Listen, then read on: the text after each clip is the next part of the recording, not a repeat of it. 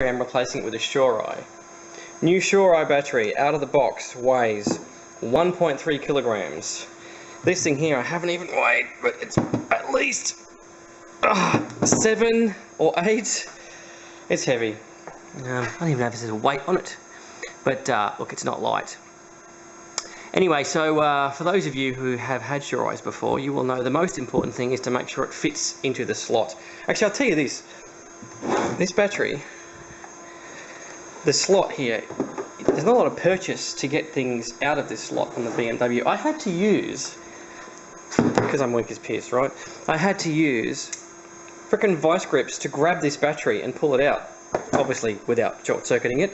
But yeah, it's heavy up there, and it's right at the top of the bike.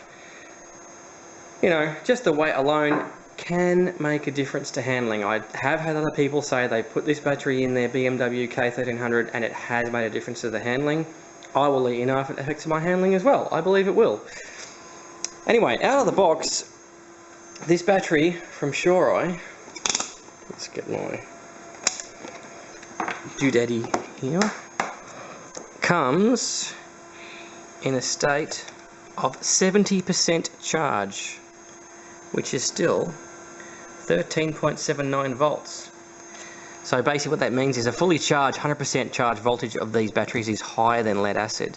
That's actually a good thing, because it also means that you will never, on a motorcycle charging system, accidentally overcharge the battery.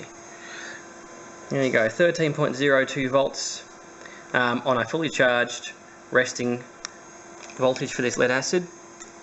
So these guys, their fully charged voltage is higher than the actual charging output of the bike, and this means you'll be never charging the battery to 100% of charge, which is good, because charging a lithium battery to 100% consistently does reduce the life, which is one of the reasons these lithium phosphate batteries last so long. Something you guys may not know about the K series bike, which I love, having had a VFR which had multiple charging system failures over the years. I had regulators die, I had 2 stators fail. Yeah, it was a pig. I had fuses blow, I had fuses melt. Anyway, the VFR is known for having issues. The charging system on the K series BMWs is not a permanent magnet charging system. It is an alternator, like a car. The alternator is actually mounted on the other side, on the inside of the back of the motor here, if I recall correctly. Anyone can correct me if the actual location is wrong. But it's an alternator, which means it is a field excited winding, which basically means you are never generating massive amounts of heat in your charging system. You are only ever causing as much drag on the motor as the charging system needs to provide the power required to keep the whole circuit operating. So there is less parasitic loss on this charging system than there is on pretty much any other motorcycle on the planet. So I'm going to get into fitting this. Now, as you know, for Shorai people, they're not exactly the same. You need to make sure that the height and the width of the batteries is identical. It's a little bit narrow, so I might use one of the really thin pads on the side here, but it's definitely not as tall. So I will be using a thick pad here. I'll put it down so you can see it to jack it up. Now, this does make it a little bit taller, but that's okay, because this is squishy stuff, right? So that one actually might be a bit too stiff. I may have to use a thinner one. But what I want to do is make sure that as the foam compresses over time, that it does not make the battery loosen the holder, because the battery on the BMW is held in by these 2 little clips here, which you move forward and tighten down, and you don't want that basically getting loose because the foam compresses. So you're going to make that nice and taut, basically front and back as well, side to side, and the height. So I'm going to get into that now and make sure it's all good. Righto, here we go. I've padded it out. As you know, or you should know, Shorai battery boxes come with a bucket load of foam to cut and mold to shape. You get heaps of stuff. Look at that.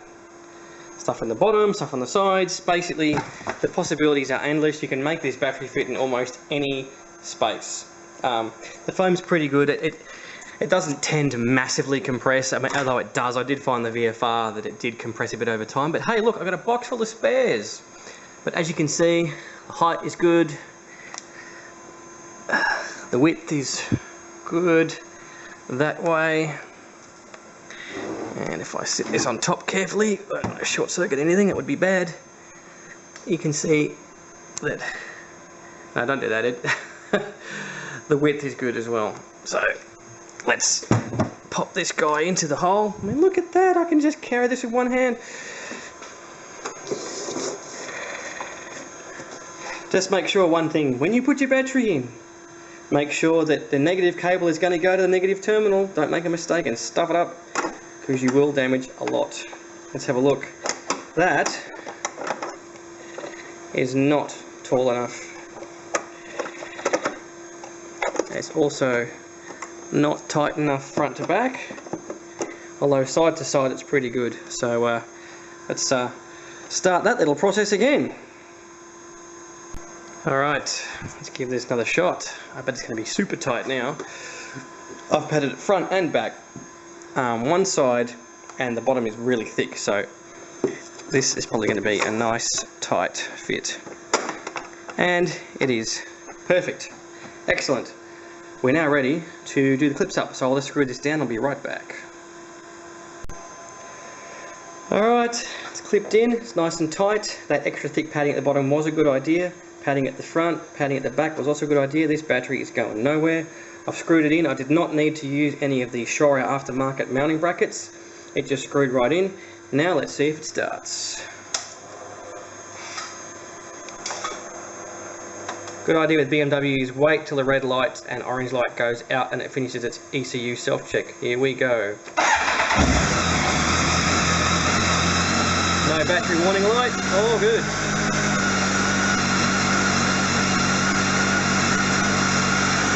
Let's check to see what the voltages are, just for a laugh.